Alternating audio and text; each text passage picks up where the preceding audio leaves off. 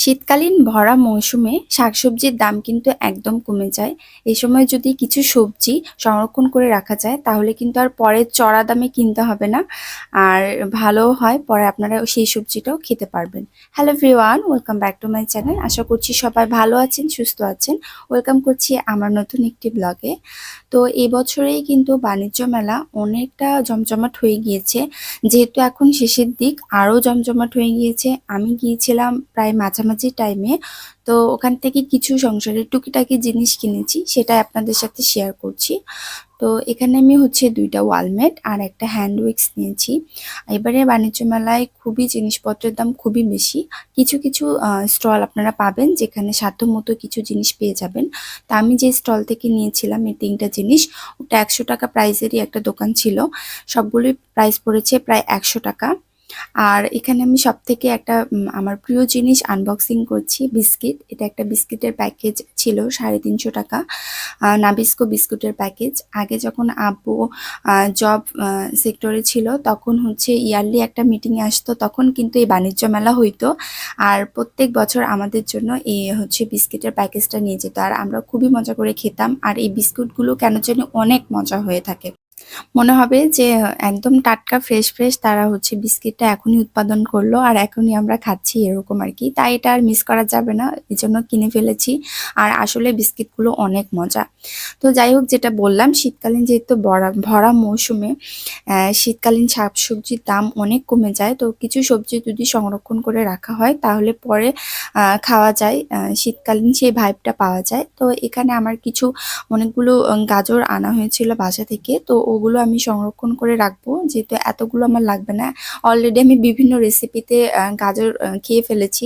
এতগুলো লাগবে না, আর বাবুকে বা কতগুলো খাওয়াবো। তো ওর জন্য কিছু রেখে আমি হচ্ছে কিছু সংরক্ষণ করে রাখবো ডিপ কম্পার্টমেন্টে।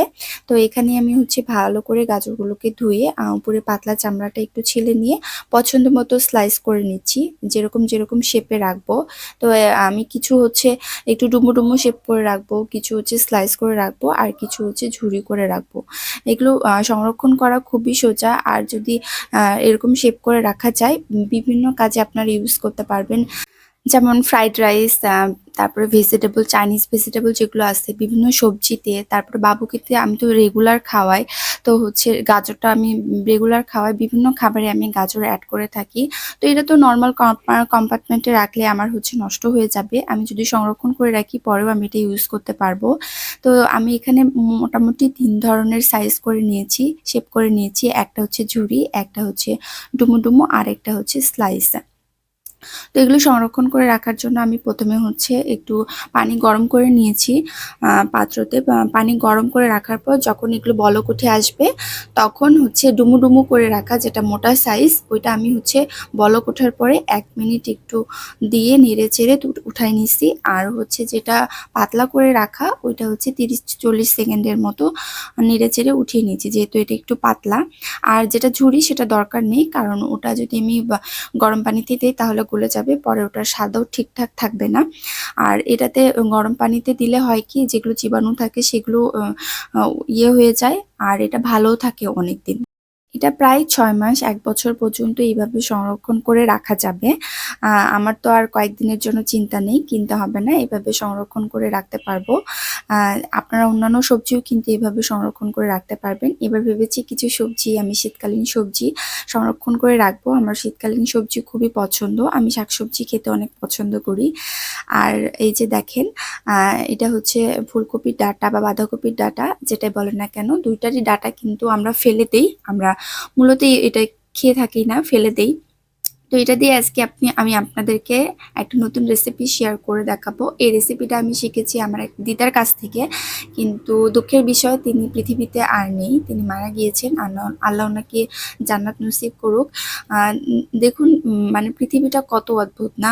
মানুষ মারা যায় কিন্তু তার কিছু কাজের মধ্যে দিয়ে কিন্তু মানুষ তাকে ঠিকই স্মরণ করে। তো যাই হোক, এখানে আমি হচ্ছে ডাঁটাগুলোকে ভালো করে কেটে লবণ হলুদ দিয়ে ভালো করে সিদ্ধ করে বেটে নিয়েছি। তারপরে একটা কড়াইয়ে হচ্ছে পেঁয়াজ কুচি, রসুন কুচি আর একটু কাঁচামরিচ দিয়ে ভালো করে ভেজে নিয়ে পানি দিয়ে আমি সব ধরনের মশলা এখানে দিয়ে দিব। লবণ, হলুদ, ঝালের গুঁড়া, ধনিয়া গুঁড়া, জিরে গুঁড়া আর হচ্ছে একটু গরম মসলা দিয়েছি। গরম মসলা হিসেবে আমি এখানে দারুচিনি আর সাদা ফল দিয়েছি। তারপর ভালো করে মশলাগুলোকে কষিয়ে নিতে হবে। ভালো করে মশলাগুলোকে কষিয়ে নিয়ে আমি এখানে একটা ডিম দিয়ে দিব, আস্ত একটা ডিম। ডিম না হলেও এটা ভালো লাগে, কিন্তু ডিম দিলে এটা রেসিপিটা স্বাদ দ্বিগুণ বেড়ে যায়। তারপরে ডিমগুলো দিয়ে দিয়ে ভালো করে এভাবে আমি একদম ভাজা ভাজা করে নিয়ে, এরকম টুকরো টুকরো ভাজা ভাজা করে নিয়ে তারপরে ওই হচ্ছে ডাটাগুলো দিয়ে দিয়েছি। তারপরে এটা ভালো মতো নাড়তে হবে। আমরা যেরকম নাড়ু করি, নারিকেলের নাড়ু একদম আঠা আঠা, ওরকম আঠালো কনসিস্টেন্সিতে এভাবে নামিয়ে নামিয়ে নিতে হবে। যখন আঠালো হয়ে যাবে তখন বুঝবেন যে আপনার এই রেসিপিটা হয়ে গিয়েছে। তো এটা খুবই মজা হয়, আশা করি আপনাদের ভালো লাগবে। আপনারা অবশ্যই ট্রাই করে দেখবেন। তো আজকের ভিডিওটা এই পর্যন্ত। সবাই ভালো থাকবেন। আল্লাহ হাফেজ।